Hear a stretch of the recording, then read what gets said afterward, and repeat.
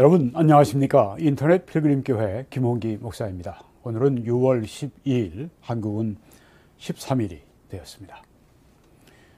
구원을 거부하는 형제들을 향한 충격적인 사랑, 이런 제목으로 말씀을 전하겠습니다.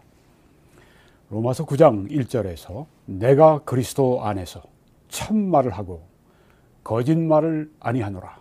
내 마음에 큰 슬픔과 그치지 않는 고통이 있는 것을 내 양심이 성령 안에서 나와 더불어 증언하노니, 나의 형제 곧 고류의 친척을 위하여 내 자신이 저주를 받아 그리스도에게서 끊어질지라도 원하는 바로라. 네, 정말 이 사도 바울의 동족을 향한 이 사랑, 정말 충격적인 사랑이 아닐 수가 없습니다. 내 동족을 위해서라면 내 자신이 저주를 받아서 예수 그리스도에게서 끊어질지라도 원하는 바다. 정말 놀라운 사랑입니다. 하나님이 그 아들 예수 그리스도를 아낌없이 이 세상에 보내주신 그 사랑을 여기에서 우리가 볼 수가 있습니다. 또 우리 주 예수 그리스도께서 십자가 위에서 우리를 위해 대신 죽으신 그 사랑, 그것을 여기에서 또한 찾아볼 수가 있습니다. 예수님의 제자, 아주 수제자 사도 바울은 그리스도의 사랑을 가지고 이렇게 동족을 대했던 것을 우리가 보고 있습니다. 네, 우리가 이 바울을 이해하기 위해서 유대인 바울, 그리고 박해자 바울, 사도 바울, 이 세 가지로 생각을 해 보려고 합니다. 빌립보 3장 5절에 사도 바울은 자신을 이렇게 말하고 있습니다. 내가 8일 만에 할례를 받고 이스라엘의 족속이요 베냐민 지파요 히브리인 중의 히브리인이요 율법으로는 바리새인이요 열심으로는 교회를 핍박하고 율법의 의로는 흠이 없는 자로라. 네, 이 그리스도인들을 매우 싫어하는 유대교회, 율법적인 유대교회 아주 충성하는 사람들에게 이 사도 바울의 자기 소개는 그러한 모습을 가진 사람들의 아주 대표다, 표상이다, 그런 이 소개가 되기에 충분합니다. 사도 바울은 율법의 의로 흠이 없다고 했습니다. 율법을 지키는 일에 있어서 흠이 없는 율법주의자 바울을 여기에서 말을 하고 있습니다.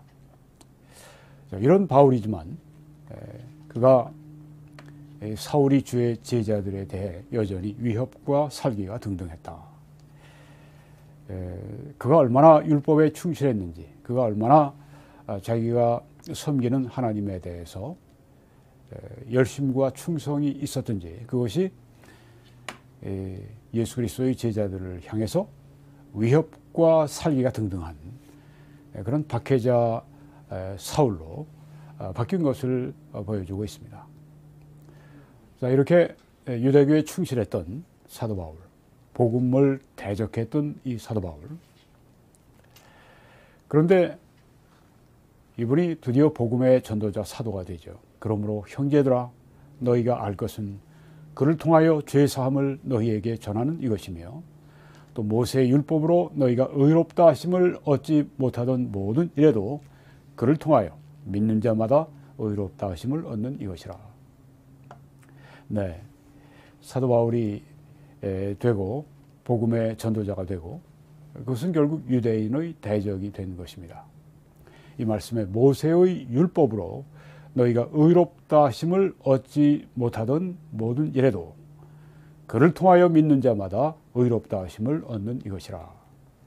네, 이런 이 복음의 말씀을 가지고 지중해 전역을 다니면서 3차에 걸쳐서 대선교 여행을 했던 사도 바울, 그 당시에 가장 넓은 지역에 가장 강력하게 그리고 가장 열심히 복음을 전했던 이 사도 바울, 이 메시지를 들으면서 유대인들은 이 바울에 대한 반감이 이만저만이 아니었습니다.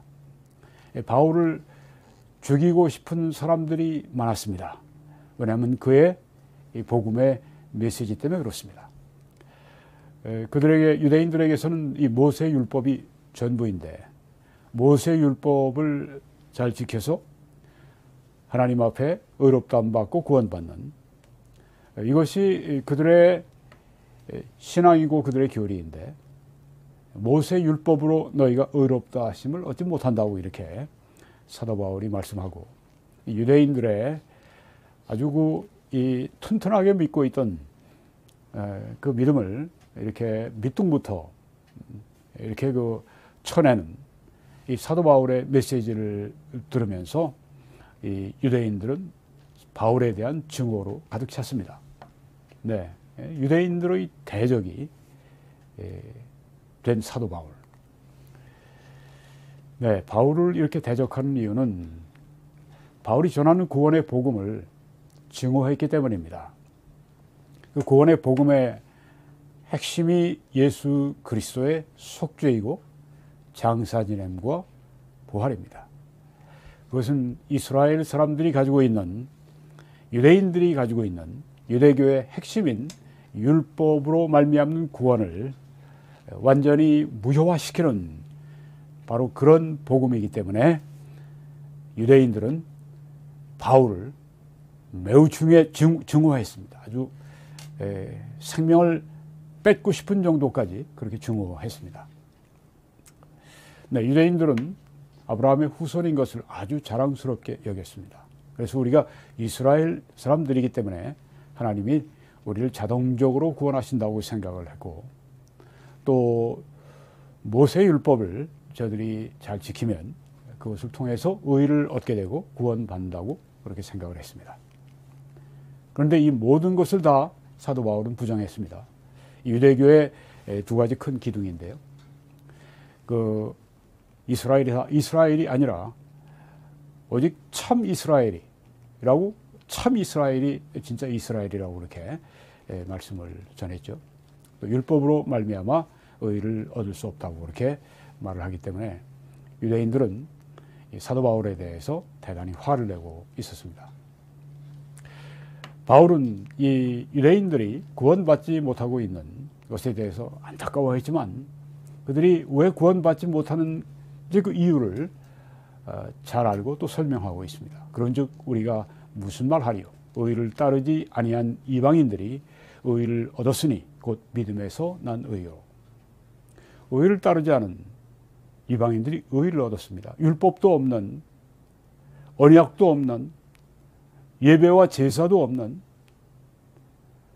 또 아브라함과 이삭과 야곱과 같은 그 신앙의 선조들도 없는 이 이방인들이, 유대인들을 볼 때는 그들을 개라고 그렇게 경멸하는 이 이방인들이, 의를 따르지 않는 그 이방인들이 의를 얻었으니 곧 믿음에서 난 의라고 이렇게 전도를 했습니다. 그리고 의의 법을 따라간 이스라엘은 의의 법을 얻지 못하였으니, 우리 개역 성경에는 의의 법을 따라간 이스라엘은 율법을 얻지 못했다 이렇게 번역하는데, 원어에 보게 되면은 의의 법으로 나와 있습니다. 물론 이제 뭐 율법도 포함되지만, 여기에 말하는 의의 법이라고 하는 것은 구원 받는 그 의를 말하는 것이죠. 의의 법을 따라간 이스라엘은 의의 법을 얻지 못하였으니, 율법을 따라간 이스라엘은 의의 법을 얻지 못하였으니 어찌 그러하냐? 이는 그들이 그것을, 의를 믿음이 아닌 율법의 행위로 얻으려 했음이라. 그 부딪힐 돌에 부딪혔느니라. 왜 이스라엘 사람들이 구원받지 못하느냐? 그것은 율법의 행위로 구원받으려고 했기 때문이다. 그들이 이 믿음으로 말미암아, 예수 그리스도를 믿음으로 말미암아 구원받는 것을 저들이 따르지 않았기 때문이다. 그 부딪힐 돌, 이건 예수님을 말하죠. 부딪힐 돌에 그들이 부딪혀 넘어졌다. 이렇게 말씀을 한 것입니다. 네. 사도 바울은 이 동족인 이스라엘이 왜 구원받지 못하는지를 잘 알고 있습니다. 바로 그들이 그리스도를 배척하고 율법의 행위를 의지해서 구원받으려고 했기 때문에 그들이 구원을 거부했기 때문에 사도 바울은 이것을 알고 대단히 슬퍼했습니다. 자, 이 사도 바울이 이렇게 계속 복음을 전하니까 유대인들이 이제 그들의 증오를 나타내는데, 사도 바울이 3차 선교 여행을 이제 마치면서 예루살렘으로 갑니다. 예루살렘으로 가는데 아가보라고 하는 선지자가 나와서 하는 얘기가 바울의 그 허리띠를 허리띠를 가지고 이처럼 그 바울을 꽁꽁 결박해서 해를 끼칠 것이라고 그렇게 예루살렘으로 가서 당할 일을 예언을 했죠.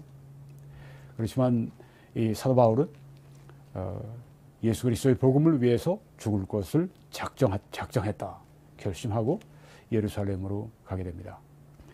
그 어떤 일을 만날지, 어떤 고난을 당할지, 죽을지 모르는 상황 가운데 예루살렘에 가서 그 많은 사람들 앞에서 복음을 전합니다. 그가 자기가 어떻게 다메섹 도상에서 구원받았는지를 이야기하고 복음을 전하니까 거기까지 듣던 이 유대인들이 일어나서 사도 바울을 붙듭니다. 여기 보니까 온 성이 소동하여 백성이 달려와 모여서 바울을 잡아서 성전 밖으로 끌고 나가니 문들이 곧 닫히더라. 네, 예언대로 지금 사도 바울이 그 무서운 고난을 당하는 시작이 됐습니다. 바울을 잡았다. 그들이 그를 죽이려 할 때 바울을 죽이려고 했습니다. 온 예루살렘이 요란하다는 소문이 군대의 천부장, 로마 군대의 천부장에게 들리매 1000명의 로마 군인들을 통솔하는 그런 뭐 연대장급 이상의 그런 이 천부장에게 들리매 그가 급히 군인들과 백부장들을 거느리고 달려 내려가니 그들이 천부장과 군인들을 보고 바울 치기를 그치는지라.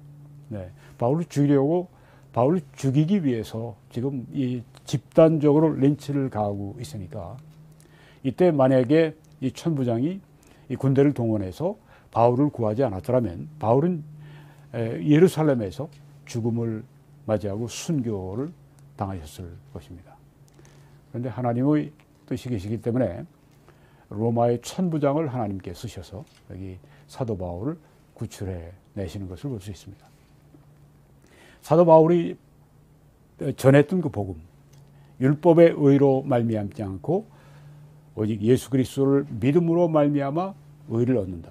너희들은 율법을 쫓아 의롭다함 받으려고 했기 때문에 너희들은 의의 법에 이르지 못했지만 의를 따르지 아니한 이 이방인들이 예수 그리스도를 믿음으로 말미암아 의를 얻었다. 그렇게 하면서 복음을 전하니까 이들이 극도로 흥분하고 화가 나서 여기 사도 바울이 예루살렘에 온 때를 기화로 그를 죽이려고 한 것을 우리가 지금 여기에서 보았습니다. 자, 이런 가운데 사도 바울이 이런 동족 유대인들 향해서 뜨거운 사랑을 표현하는 것을 우리가 볼 수 있습니다. 복음을 거부하는 형제들을 향해서 사랑을 하되 아주 충격적으로 사랑하는 것을 우리가 볼 수가 있습니다. 내가 그리스도 안에서 참말을 하고 거짓말을 하지 아니하노라. 내 마음에 큰 슬픔과 그치지 않는 고통이 있는 것을 내 양심이 성령 안에서 나와 더불어 증언하노니. 사도 바울이 얼마나 이 진실을 말하고 있는지를 여기에 설명하기 위해서 그 세 가지를 여기에 지금 말씀을 하고 있습니다. 그리스도 안에서 내가 진실을 말하고 있다. 예수님 안에서 진실을 말한다고 했으니까 이건 정말 뭐 진리가 되시는 예수님 안에 이 참말을 한다고 했으니까 사도 바울에게 예수 그리스도는 그의 생명 자체입니다. 그 예수 그리스도 안에서 참말을 한다고 그랬으니까 이 바울은 정말 지금 진심을 얘기하고 있는 것입니다. 거짓말을 아니하노라. 또 강조까지 했습니다. 그리고 내 마음에 큰 슬픔과 그치지 않는 고통이 있는 것을 사도 바울이 늘 주 안에서 기뻐하는 위대한 성도였지만 한편에 이 거룩한 슬픔이 있었습니다. 복음을 거부하는, 구원을 거절하는 이 동족 이스라엘을 향해서 늘 그 마음에 큰 슬픔이 마음 한 구석에 있었습니다. 그리고 거치지 않는 고통이 있었다. 계속해서 그의 마음에 고통을 주는 바로 이런 그 사도 바울이 내 양심이, 이런 마음이, 내 양심이 성령 안에서 나와 더불어 증언한다. 내 양심이 증언한다고 했습니다. 그리스도 안에서 참말을 한다. 거짓말을 하지 않고 있다. 내 양심이 증언한다. 사도 바울은 여기 예루살렘에서 말씀을 전하면서 그 이야기를 하죠. 내가 항상 선한 양심으로 하나님을 섬겨왔다. 네. 사도 바울이 선한 양심으로. 근데 여기에 더 강조가 되어 있습니다. 성령 안에서, 내 양심이 성령 안에서 나와 더불어 증언한다. 이보다 더 진실을 말하는 길이 또 어디 있겠습니까? 예수 그리스도 안에서 참말을 하고 거짓말을 하지 않는다. 그리고 내 양심이 성령 안에서 증언을 한다. 나와 더불어 증언을 한다. 사도 바울이 아주 진심으로 그 가지고 있는 이 큰 슬픔, 이 그치지 않은 고통에 대해서 여기에 지금 더 이상 진실되게 말할 수 없는 그런 이 모습으로 말을 하고 있습니다. 그리고 한 말씀이 이거죠. 나의 형제 곧 고륙의 친척을 위해 내 자신이 저주를 받아 그리스도에게서 끊어질지라도 원하는 바로라. 네, 사도 바울은 이 9장 전에 8장에서 그 예수 그리스도의 사랑에서 우리를 끊을 것이 없으리라. 뭐 7가지의 여러 가지 환난을 비롯해서 기근, 뭐 적신 등등을 말씀하고 또 10가지의 어떤 피조물도 그리스도 안에 계신 하나님의 사랑에서 우리를 분리시킬 수 없다. 그렇게 로마서에서 말씀을 했는데, 자, 예수님에게서 끊어질 수 없다고 하는 걸 사도 바울이 누구보다 잘 알고 있습니다. 여기에서 지금 하신 말씀은 그리스도에게서 끊어질지라도 원하는 바다 하는 말씀은 신학적인 이런 그 발언이 아닙니다. 이것은 그 마음에 있는 바를, 감정적인 마음에 있는 바를 그대로 여기에 표출을 한 것입니다. 내 자신이 저주를 받아서 예수님에게서 끊어질지라도, 그러니까 지옥에 갈지라도 원하는 바다. 내 동족이 구원받는 것을 원한다. 내 동족들이 믿음으로 말미암아 예수 그리스도께 돌아와 믿음으로 말미암아 구원받는 것을 원한다. 이런 놀라운 사랑을 이 충격적이라고 표현하자면 무엇으로 표현하겠습니까? 내 자신이 저주를 받아서 예수님에게서 끊어질지라도, 내가 지옥에 갈지라도 내 동족들이 구원받기를 원한다. 정말 놀라운 사랑이 아닐 수가 없습니다. 진짜 충격적인 사랑이 아닐 수가 없습니다. 네. 앞서서 내가 그리스도 안에서 참말을 하고 거짓말을 하지 않는다. 내 양심이 성령 안에서 더불어 증거하는데 내 안에 큰 슬픔이 있고 그치지 않는 고통이 있는데 그게 바로 나의 형제 고륙의 친척 때문이다. 그들이 구원받기를 바라기 때문이다. 그들이 구원받기를 바라는 것은 내 자신이 저주를 받아 그리스도에게서 끊어질지라도 원하는 바라고 그렇게 여기에 말씀하고 있습니다. 이런 놀라운 사랑, 이런 사랑이 물론 사도 바울의 자연적으로 비롯된 것은 아닙니다. 성령이 그의 마음 가운데 이런 큰 사랑을 주셨기 때문에 사도 바울은 이런 사랑을 할 수 있었고 이런 사랑을 또한 표현할 수가 있었습니다. 정말 놀라운 그런 그 형제의 사랑이 아닐 수가 없습니다. 이런 사랑을 하는 전도자이기 때문에 뭐 동족뿐 아니라 또 이방인들도 역시 그렇게 사랑하는 것이죠. 그러니까 그 무수한 고난을 감수하면서 겪으면서 기꺼이 달갑게 받으면서 그가 이 구원의 복음을 그 당시 지중해 세계에 아주 편안하게 드넓게 전하고 다니실 수가 있었던 것이죠. 이처럼 정말 훌륭한 전도자, 훌륭한 설교자, 또 훌륭한 이 영혼을 낚는, 사람을 낚는 이 어부는 바로 이런 영적인 특징이 있다고 하는 것을 우리가 볼 수가 있습니다. 형제들을 위해서 내 자신이 저주를 받아 그리스도에게서 끊어질지라도 원하는 바다. 네, 이런 사랑이 있기 때문에 바로 이 구원의 복음을 그렇게 신실하게 전할 수가 있었습니다. 우리도 이런 사랑을 가지기를 원합니다. 여러분이 이런 사랑은 위대한 전도자들의 영적인 특징이었습니다. 여기 보면 그 금송아지를 만들고 우상을 섬기다가 하나님의 심판을 받게 되는 이스라엘 백성을 놓고 이 모세가 이렇게 간절히 기도하죠. 그러나 이제 그들의 죄를 사하시옵소서. 그렇지 아니하시면 원하건대 주께서 기록하신 책에서 내 이름을 지워버려 주옵소서. 네, 목숨을 건 기도를 여기 지금 하고 있습니다.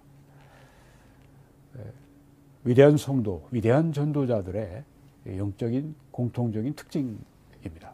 여기는 예레미야 선지자가 이스라엘 사람들의 앞으로 당할 환난을 보면서 이렇게 말씀하죠. 어찌하면 내 머리는 물이 되고 내 눈은 눈물 근원이 되고 죽임을 당한 딸 내 백성을 위하여 주야로 울 것이라.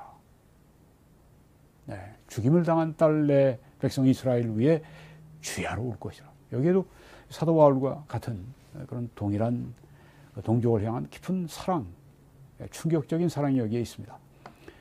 또 이렇게 말씀하죠. 너희가 이를 듣지 아니하면 나의 심령이 너희 교만으로 말미암아 은밀하게 울 것이며 여호와의 양떼가 사로잡힘으로 말미암아 눈물을 흘려 통곡하리라. 네, 이게 바로 그 눈물의 전도자의 영적인 특징입니다. 우리가 더 많은 사람들을 주님께로 인도하고 그렇게 하기 위해서 우리는 이런 그 사랑을 구해야 되겠습니다. 이런 사랑을 우리가 가지고 있어야 되겠습니다. 이런 사랑을 가진 분 가운데 한 분이 존 웰시라고 하는 스코틀랜드의 목사님이십니다. 1570년에서 1622년에 사신 분인데요. 불과 52세밖에 사시지 못했네요. 이분은 유명한 존 낙스, 종교개혁자 존 낙스의 사위가 되는 분입니다. 이분은 이렇게 기도했습니다. Oh God, give me Scotland or I die. 오 하나님, 스코틀랜드를 주십시오. 그렇지 않으면 제가 죽습니다. 하루에 6시간, 8시간 정도 성경을 보고 기도하는 일을 매일 했던 특별한 부르심이 있었던 그런 전도자 목사님이었습니다. 사도 바울의 충격적인 사랑이 이분에게도 있습니다. 하나님, 제게 스코틀랜드를 주십시오. 아니면 제게 죽음을 주십시오. 네, 데이빗 브레이너드는 1718년에서 1747년 불과 29살, 네, 29세에 주님께 가신 분인데 그 당시 미국의 원주민 인디언들에게 최초의 선교사죠. 네. 그래서 인디언들을 찾아가서 그들에게 복음을 전하는 일을 했습니다. 때로는 자기의 초막에서 밤을 새워 기도하고 또 눈이 덮인 바깥에서 눈 위에서 피를 토하면서 그렇게 기도하고 하나님, 제가 하나님을 위해서 산화되기 원합니다. 불에 타버리기 원합니다. 그가 29살 때 그렇게 불에 타며 그러니까 그 심령이 그 육신이 불에 타며 실제로 불에 탔다는 것이 아니라 그렇게 그의 생명을 그렇게 소진하면서 복음을 전하고 주님께 갔던 분입니다. 네, 인디언들을 그렇게 충격적인 사랑으로 사랑했던 전도자. 그를 통해 하나님이 큰 열매를 맺게 하신 것은 우리가 들을 필요도 없을 정도입니다. 이 에도나이람 제슨 이 선교사님은 1788년에서 1850년에 버마에 갔던 선교사님이십니다. 미국 선교사님이신데